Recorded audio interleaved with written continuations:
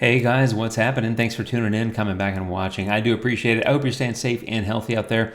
And if you're new here, I'm Jim. I make tutorial videos about editing your photos using different software packages, just trying to remove the complexity and show you some of the fun that you can have with your photos. So today I'm in Luminar 4, and this is a deep dive video. I've got a bunch of deep dive videos in this playlist, and deep dive videos are really, as the name implies, a deep dive into a particular feature or tool or aspect of a particular product. In this case, I'm in Luminar 4 and I'm in the light tool, and I've done some deep dives that are specific to certain components of the light tool, but I've never done the whole thing. So this is going to be kind of a combo, kind of a high level overview of everything that you can do in the light tool, but also a deep dive into some aspects of it. So I'm calling it a deep dive, but it's also a general overview.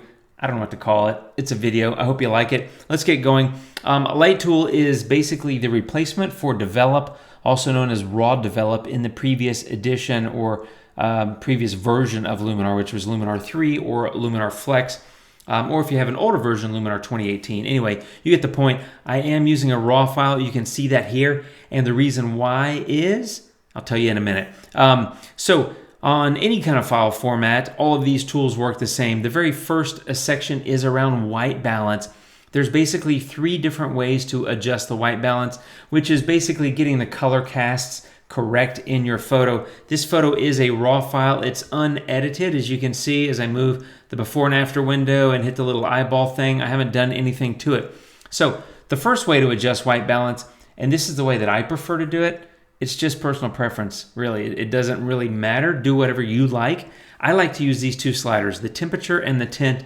These 2 things make up the white balance. If I move the temperature to the left, it gets bluer. If I move it to the right, it gets yellower or warmer. So basically, to the left is cooler. I like that look a lot. I do that a lot in my photos. Again, personal preference.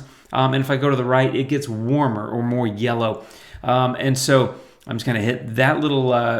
if you can see my mouse here in the upper right, that little arrow there just resets the filter, or the sliders, I should say. Tint is the second aspect. So temperature is the first, tint is the second, and it's defaulting to these values. And the tint, if you go to the right, it gets kind of that magenta, kind of pinkish, what I call a sunset hue, which I use a lot on sunsets, and I love it. And of course, if you go to the left, it gets kind of that greener tint. I don't like that a lot. I rarely use that. It comes in handy maybe on like a nature photo or something, but not something I use a lot. I typically say temperature to the left and tint to the right. Depends on the photo, but that's a rule of thumb that I use just because I like that color balance, for lack of a better word. So that's temperature, tint. White balance is the first section. There's 2 other ways to adjust it. Second one is, as you can see here, you have these different options. You can click on them, and you're basically saying, hey, this was shot in daylight conditions, so adjust accordingly. And by the way, you'll also notice the temperature is changing here. So if I go to tungsten, it's really going to be blue. And fluorescent, this one is pretty blue as well. And flash, if I can hit it, it comes back kind of closer to the way it was shot. So that's a way to adjust white balance that is impacting the temperature. Let me hit reset, and you can see these go back to as shot, which is how the photo was shot. So that's 2 methods. The temperature and tint sliders is one. The preset or the built-in selections there, that's 2. The third one is the eyedropper. So you click on that, and when you do that, you can see you get this little eyedropper. Funny how that's named. And you can see over here, it says pick a target neutral. Also at the bottom of that square that's moving around that says pick a target neutral, you can see there's an R number, a G number, and a B. That's red, green, and blue. And those numbers basically are helping you figure out kind of your target neutral. So the closer they are together like that, that's 154, 154, and 155. I'm probably not going to get any closer. That means it's a pretty good target neutral because they're all pretty equal. Let me show you down here. Not at all equal. That's a yellow. Down here, kind of close-ish. Over here, probably not so much. There, not so much. But up here, I had a pretty good, ooh, look at that. All 156. I feel like I hit the lottery, my friends. If I click that and I say, that's a target neutral, it's going to adjust the photo based on me telling it that that is a target neutral. It adjusted the temperature. So you can see the before has a little bit more pink to it, and the after has a little bit more blue to it. So there's basically 3 different ways. There's no right way to do it. A lot of people like the eyedropper. I like the eyedropper, but I don't really use it very much. I pretty much never use these presets. Notice that it's changed to custom here because I chose a custom white balance based on the eyedropper. Also notice it'll default to as shot, but as soon as I start moving this, it changes to custom up there. So just to keep in mind, that's white balance. It sets the overall temperature and tint in the photo. Super powerful. I use it, no exaggeration. I think I use that on every single photo, I think. Anyway, that's that. So white balance, very important, great section, great thing to get accustomed to and fluent with. Do with it as you see fit. That's the first section. The second section here is, you can see it has exposure, smart contrast, highlights, and shadows. To me, this is obviously contrast, but it's also balancing the light. And the light that's what contrast is. Contrast is the difference between the bright parts and the dark parts. So here you are adjusting the bright parts and the dark parts. Exposure is a global slider. It's going to either increase the exposure value or the brightness level across the entire photo. If you go to the right, that looks terrible. This is not how I would do it. Or if you go to the left, you're going to end up with a really dark photo if you're not careful. So that's the exposure slider. I only use exposure if it's a really dark photo and it needs to be brightened. And even so, I would do it very lightly. Like this one, if I did anything, I would do that. That was a 0.36, whereas you can go to a 5, right? Clearly, you don't want to do that on this photo. That's exposure. Smart contrast, as the name implies, it's contrast, but it's smart. So it doesn't give you quite the over-the-top impact that a regular contrast slider could do. You can see here, I'm already at 40, and it looks kind of like a nice kind of contrasty image. There's the before and the after. The thing to be aware of is when you adjust contrast, it does impact color. And so you can see these oranges, yellows that are in the building here. This is the Ponte Vecchio in Florence, Italy. Sunset is behind me hitting that.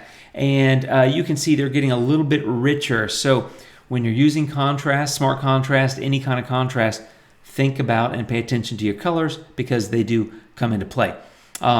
Highlights and shadows. So highlights, if you drag these to the right, your highlights are getting brighter or more highlighty. This was a little bit longer exposure. Let me look here. 123 seconds. So, a couple minutes, let's say. So the 2-minute exposure, and I had a 10-stop filter on, I believe. Even with the highlights at basically 100, it's not blowing out.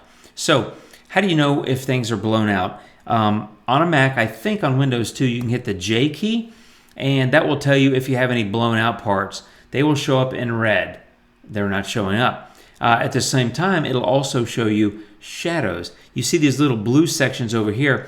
That's where it's basically absolutely dark. And the shadows, I can lift those, and you can see I got rid of those. Or if I go to the left, I can bring in more shadow. Let me hit the J key because that's kind of distracting. But shadow, as the name implies, is you're just darkening the shadow areas if you go left. And if you go to the right, of course, you're brightening the shadow areas. I use highlights, shadows, smart contrast, probably on about every single photo. I would say definitely on every single photo, but then you may find some video here where I didn't do it, and then you'll say, "Hey, Jim," and I don't want to be caught in a lie. So here's what I do. I come in and I start with smart contrast, and I'll pull that up. I'll pull highlights down a little bit, maybe pull up shadows a little bit, kind of balance the light.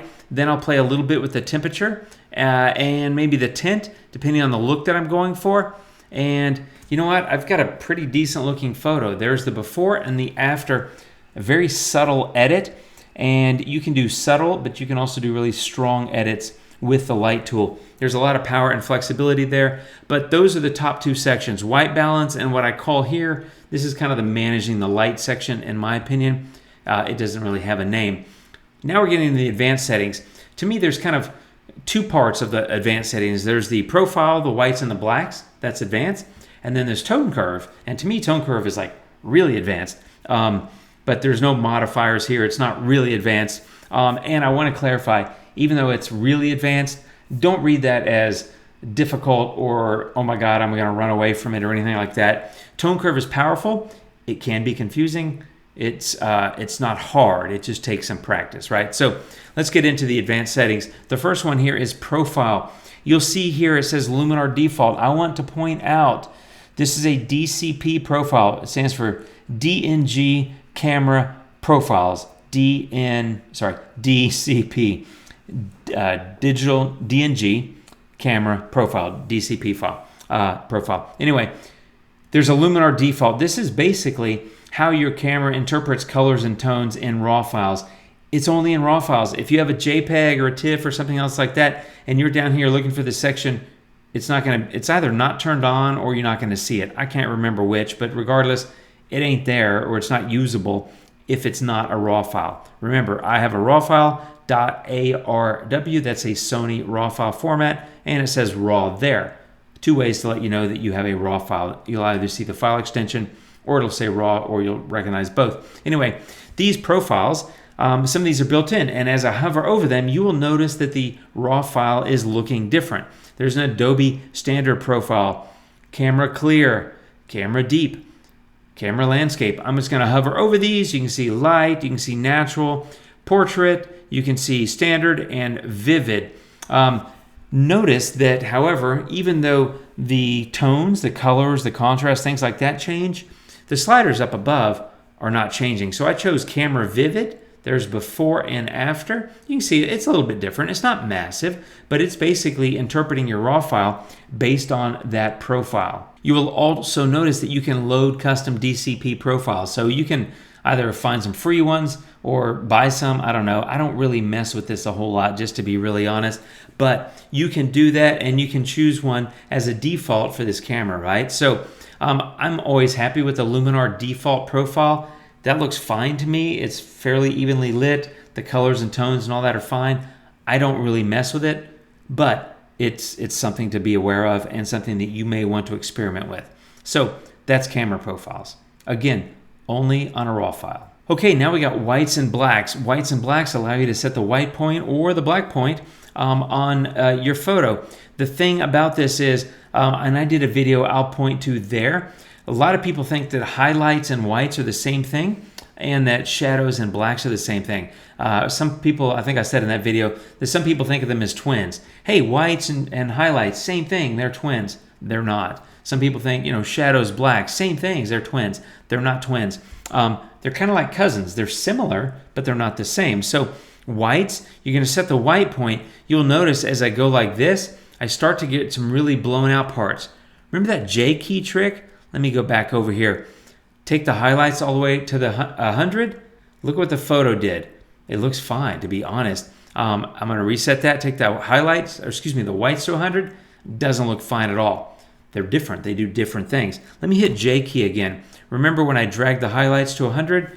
I don't see any blown out parts. You would notice that because you'll start to have red. Where the shadows are black, the highlights are going to be red. Well, the whites are the same. The whites are red. There's a big splotchy bit of red. That means that is completely covered up, that is completely blown out when the whites are at 100. So I recommend, if I can hit reset, you be careful with that. In this photo, I would lift the whites a little bit. I think it looks fine like that. And you might want to lift the highlights if you want a little bit brighter sky, or you could lift the whites and pull the highlights down. The whites are setting the white point. So tell you what, let me hit reset on highlights. Let me show you. Like if you go this way, the whites look pretty good. But if you go that way, notice the white clouds don't look white anymore. So you're telling anything that's white that when you go left, you want it to be kind of darker. So you kind of make what I call muddy whites. Let me show you the before and the after. It's not a big difference, but if I hit that J key, oops, I hit the J key, you won't see anything because there's no blown out parts. But what I recommend doing is, if you're going to get into whites and blacks, balance those with the highlights and shadows. I use them together. I generally start with the highlights and shadows, and if I need a little bit of oomph in some of the brighter parts, I might play with the whites. If I need a little bit of oomph in the darker parts, I'll play with the blacks, and the blacks is, of course, the next one. You can see that these dark parts over here are going away as I lift the blacks, and they'll get heavier and more visible across the photo if I go to the left. I'm going to hit J key again to hide that, and I'm going to hit reset. I recommend highlights and shadows, experimenting, whites and blacks, same thing. Okay, and the last part is the tone curve, which really deserves its own video, and in fact, it has its own video. I'm going to cover it at a high level, but I did a deep dive there. I don't want to just repeat things here. For those of you that have seen it, it is an incredibly powerful way, as the name implies, to control the curves, to control the tones. It's called the tone curve in your image. What most people do will be drop like an anchor point there and an anchor point there, and then they'll do something about like that, where they make a little bit of an S. And you'll notice, by the way, there are 4 little dots here. I'm in the gray dot. The other 3 relate to color. This relates to overall contrast and tones. So an S curve like that, where the curve here is a little bit of an S shape, is going to give you a little bit of a nice contrast pop in the photo. Some people do this all the time. I do it some. It's a very powerful way to control your image, but I'm generally happy, honestly, just doing some smart contrast, maybe bumping up the highlights, maybe bumping up the shadow. It just depends. Depends on what you want to do. But you do have a lot of control down here with the tone curve. You also can control the shadows this way by lifting them or darkening them. And same with highlights. You can lift the highlights or darken the highlights, moving that around. And in the very bottom here, this leftmost dot is shadows. The one in the center is midtones. I can go up or down with that. And the one on the right is highlights. I can only go one direction. Again, I'm going to reset that. I'm going to pop in here to the color tones. The red one, let me show you something here. I do this a lot. There's this color wheel basically that shows you how colors interoperate. On the red button, you're getting red or the opposite of it, which is cyan. On the green button, you're getting green or the opposite, which is magenta. And on the blue little button here, you're going to get the blue or the opposite of it, which is yellow. So what you can do is come in here and with red, remember the opposite of red is cyan, which is kind of that light aqua blue. You can go like that. You add more red to your photo, or you can go like that, or add more of that kind of cyanish, kind of aqua blue color to your photo. You can also do like you did on the tone curve, and you start kind of getting these bicolor toning kind of looks, which by the way, there's no bicolor toning anymore, but you can kind of simulate some of those looks with the tone curve. And all I recommend doing is experimenting. Again, you could come here with the shadows and say, I want a little bit more of that cyan in the shadows, but in the highlights, I want a little bit more of that red. And again, similar bicolor toning look, but based on the different parts of the tone curve, the line. I don't know what you call it necessarily, but because I'm in red and I'm experimenting with highlights and going that way, I'm getting more red in the highlights, and this way I'm pulling the shadows toward the cyan. I'm getting that kind of color look. It's not a bad look actually on this photo, but again, experiment, experiment, experiment. Green, remember the opposite of green is magenta. So here's green, there's magenta. Same kind of thing. I recommend experimenting. If I go that way, I'm going more green across the photo, and I'm just grabbing it in the center just out of habit. No particular reason, but that's impacting primarily the midtones, and then as I go more and more into the midtones, it's dragging the rest of the curve with it, so it's impacting more of the photo. And the opposite is true. In this case, you might want to do something like that with a sunset where you're accentuating some of those pinkish magenta kind of tones. You can just come in here and just pull that down and have a nice looking sunset. And then blue. Remember, blue and yellow are the opposites. There's blue, there's yellow. So same thing here. You can do the S curve, you can do whatever. You can put more blue in the highlights, and opposite is more yellow. I don't like that look, but maybe you want to go a little bit more blue in the shadows. Maybe you want to go a little bit more blue in the highlights. You get a decent looking result, at least on this photo. Every photo is different, of course, depending on the color tones in the image. But here, I might do something like that, or if you wanted to go more yellow. I don't really like the yellow look on this photo, but I do like the blue look. I think that looks pretty good. Note that the colors look good, and I haven't done anything else to the photo. I've still got the white balance as is, right? I'll hit reset just so you can see that. And all I've done is bumped up the blues a little bit. I got a pretty decent looking photo. I can come in here, take the contrast, maybe bump up the shadows a tiny bit, maybe pull down the highlights a tad, maybe give it a little bit of bump in whites just to give it a little bit of lift. And with very little work, I went from that to that, which in my opinion is a very beautiful looking photo. So the point of all this is lots of power, lots of control, lots of flexibility in the light tool. This was a deep dive. Keep in mind, you've got multiple sections. You got white balance, 3 different ways to adjust it. You've got kind of the light balancing section, which is exposure, contrast, highlight, shadows. And then in the advanced section, you have whites and blacks, which is impacting light. And then you have tone curve, which allows you to impact tones, which is contrast, highlight, shadows, that sort of thing, as well as different colors. So that is a deep dive into the light tool, my friends. I hope that it's helpful. It's super powerful. Don't be afraid of the advanced settings. I totally recommend getting in there, experimenting, and don't forget about some of these different settings. There you go. You can see like that landscape looks kind of cool. Keep in mind, I stuck the landscape on there, and I've got a little bit of bump here that I've already done to other things. Doesn't look that bad. Like I said, I generally stick with the Luminar default profile, but you have that flexibility as well with the raw file. So that's it, my friends. I hope this has been helpful. And if you have any questions, please leave me a comment down below. Thumbs up, like, share, subscribe, all that stuff. But mostly, take care of yourselves. I'll see you real soon, my friends. Thanks for watching. Take care and adios.